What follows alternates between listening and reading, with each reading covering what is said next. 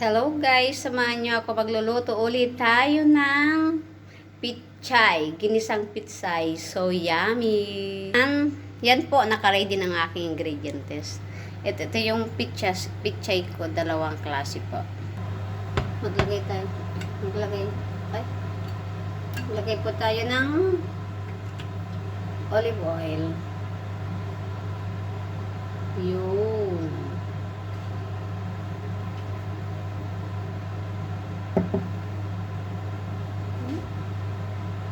Wait natin maging mainit.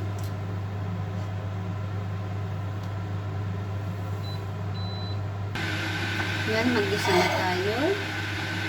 That is bawang.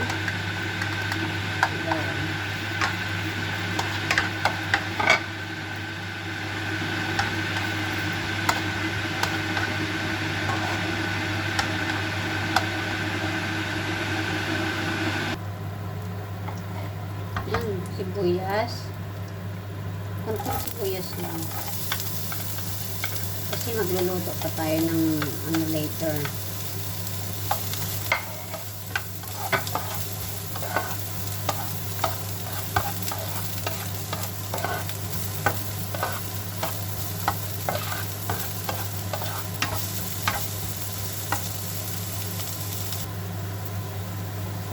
Kamatis.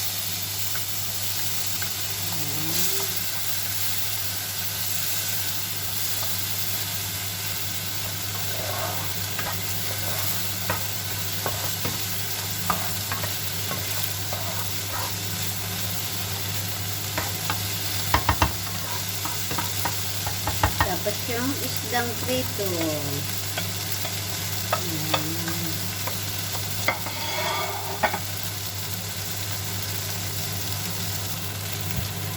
Tapos ilalagay na po natin yung secret.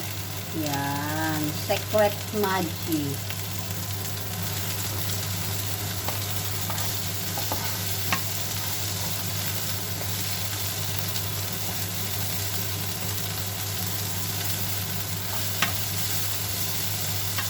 Antayin po natin maluto yung bawang, sibuyas, kamatis.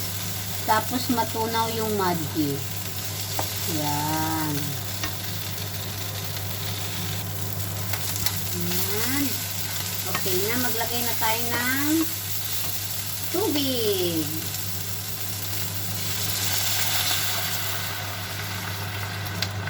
Yan, konti lang para yummy. Kunting sabaw lang para ma-absorb.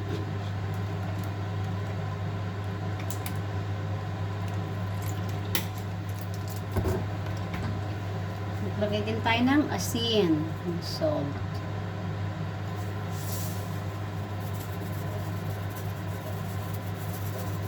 Asin. Tapos pepper.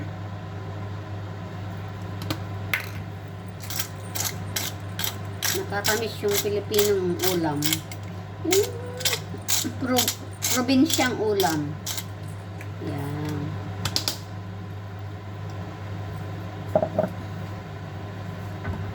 Pagkulo niya, lalagay na natin yung dahon, pitsay.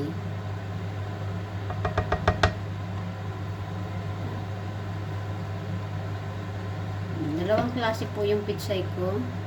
Yung pitsay na Chinese, tapos yung pitsay na Pilipino.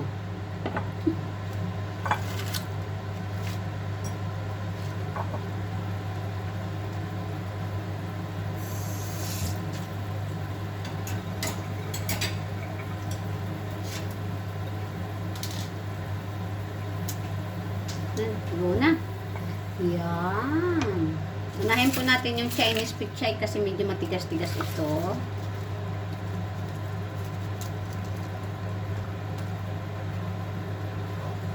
Lumangoy yung kutsara ko. Yan.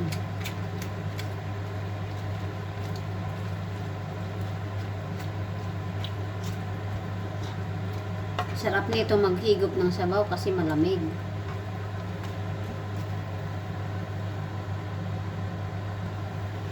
Ilagay ko na din po yung pichay na Pilipinong pichay. Yan.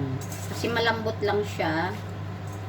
Kaya hindi kailangan ipahuli. Ay, dapat siyang ipahuli. Yan. Pag yan.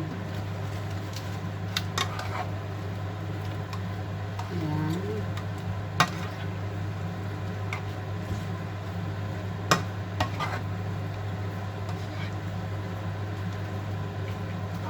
Yummy.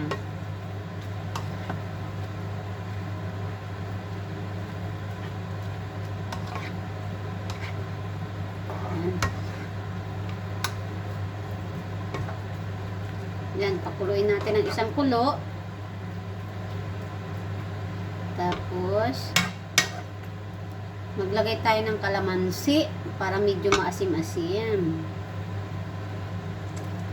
Tama sa ubo ko. Yan.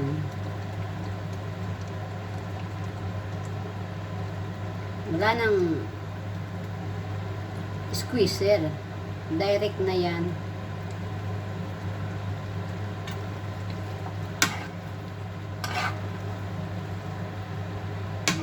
So yummy. Wow, sarap ng kain nito ni Inday.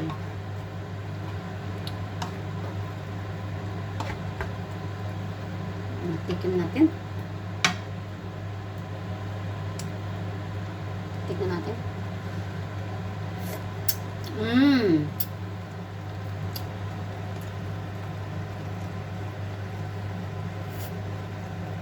Sarap po, masarap.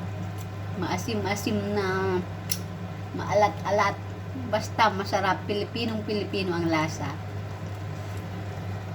Thank you po sa pagsama sa aking live minsan at dito sa mga videos ko at shorts clips. Thank you so much po sa supports. Yan ang aking yummy yummy.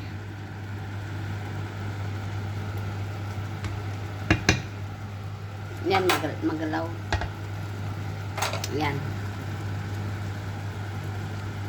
Ginisang pichay, ulam Pilipinong Pilipino.